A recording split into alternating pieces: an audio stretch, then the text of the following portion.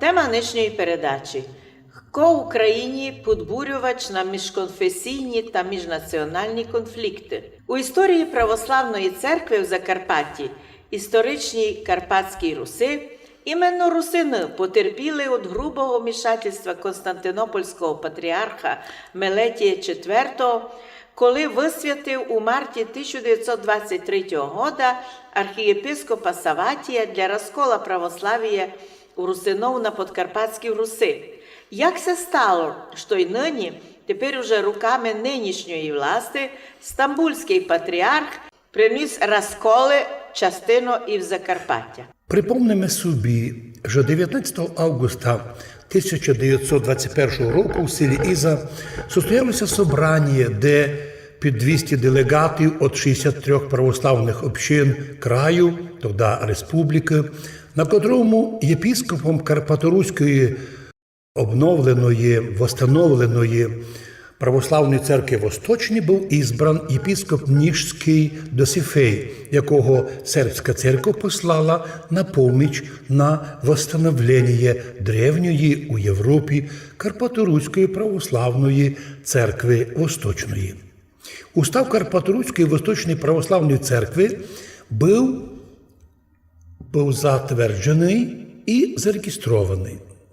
Був ізбраний провізорний комітет для временного заведення ділами церкви, і церковну ситуацію у Закарпатті, в цілому Чехословакії почали проводити мирно, повертатися в православ'я цілими селами.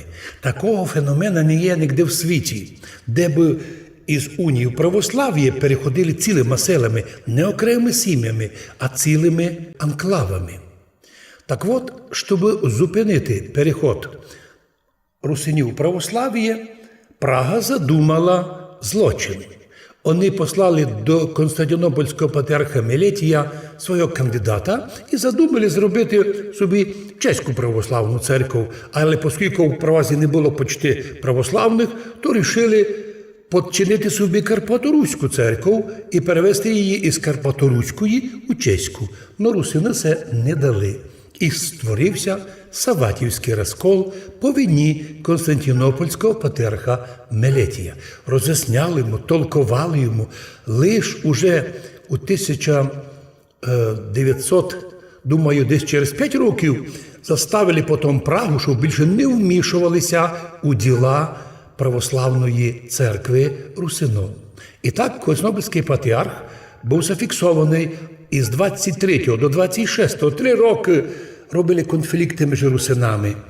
Але, однако, це не помішало русинам відновити свою національну Карпаторуську церкву Восточну і під омофором тоді патріарха сербського, оскільки чехи не давали вибрати синод цієї церкви, але ж дозволяли одного єпископа, і того потім депортували із Чехословакії, мішали формуванню канонічним путем Карпаторуської православної церкви. Спас ситуацію сербський патріарх пізніше, після війни, коли нас приєднали без нас українські радянські комуністи до Радянського Союзу, і тоді вже ми перейшли по одномофор патріарха Руської православної церкви, а з 91-го року, із моменту незалежної України, ми під омофором блаженнішого митрополіта Онуфрія,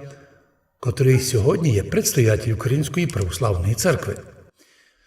Що ще можемо сказати, що і сьогодні чиновники собі придумали Стамбульську церкву, обманули і людей, да й самого того Думенко, що нібито вони організовують на Україні автокефальну незалежну національну церкву. Реально вийшло, що Стамбульський патріарх хитро, мудро організував в Україні на чужій канонічній території свою особисту митрополію, де митрополіт сьогоднішній Думенко йому підконтрольний на всі сторони, на всіх 100.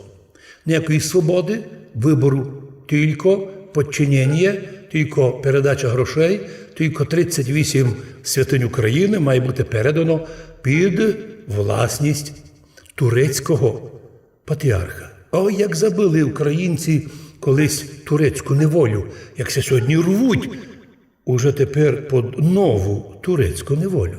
Так от і ми в Закарпатті відчули, коли побачили чиновники державні, що ми, русини, в Закарпатті живемо мирно. Конфлікти між греко-католиками практично зупинилися. Ми знайшли, хто вже як хоче, де молитися, але чиновникам мир не потрібно. Розділяй і властвуй. І вони забили нам пару конфліктів. Якщо не було провокаторів із цього боку, то приводили їх із-за гір, де у тому Рахові, де й в Тячському районі чужі люди захватили від наших людей православних нібито нову православну турецького подданства. І так ми знаємо, що грубе вмішательство Константинопольського Варфоломея і поддержка розкольників, признавши їх сущі в сані, є великий злочин проти Христа, проти церкви, проти єдинства Вселенської церкви. Як пам'ятаєте, в одній із наших проповідей було сказано, так, для порівняння, житомирський доктор-психіатр із Житомира на віддалі чуть ли не 700 кілометрів об'явив ужгородських п'яниць нормальними і здоровими. Тобто, вийшло, що з далекого Константинополя Варфоломей виявив бажання розкольників признати за нормальних. Нема у розколі норми, тільки через покаяння і єдинство з канонічною православною церквою, про що заявив наш предстоятель, блаженніший митрополит Онуфрій. В общем, обіцянки Епіфанія не збилися. Гряде тепер час дати міровому православію оцінку діл Варфоломея. Ведь не думайте, що Варфоломей другий папа і вже його не можна зняти або покарати. Много раз уже в історії православної церкви саме Константинопольського патріарха гнали в шию, в тому числі і того Мелетія, котрий завів і новий календар, і вмішався у русинське православ'я.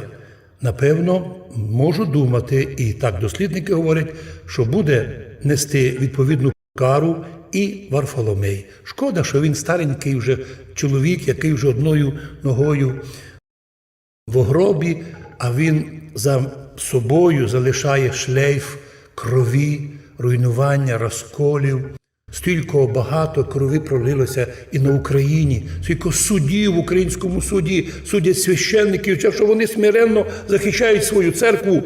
Злочинці, яка надсмішка. Однако виновник той сатана, котрий спонукав і, на жаль, поважного патріарха Константинопольського на такі кроки.